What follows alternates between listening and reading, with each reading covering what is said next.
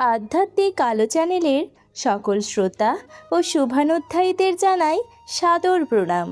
আমরা অনেক সময় মুখে এক কথা বলি, কিন্তু মনে অন্য কিছু ভাবি।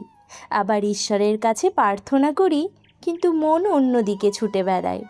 এই কারণেই ঠাকুর রামকৃষ্ণ পরমহংসদেব বলেছিলেন, মন মুখ এক করাই সাধন। এই ছোট্ট বাণীর মধ্যে লুকিয়ে আছে আধ্যাত্মিক জীবনের এক গভীর শিক্ষা।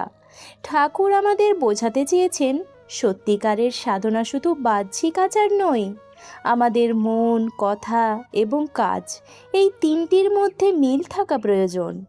যদি আমরা মুখে ভক্তির কথা বলি, অথচ মনে অহংকার, হিংসা বা স্বার্থপরতা লুকিয়ে রাখি, তাহলে প্রকৃত শান্তি লাভ করা কখনোই সম্ভব নয়। ঈশ্বর মানুষের বাহ্যিক রূপ দেখেন না, অন্তরের আন্তরিকতা দেখেন। প্রিয় বন্ধু, আসুন আমরা এমন জীবন গড়ে তুলি যেখানে আমাদের মন ও মুখ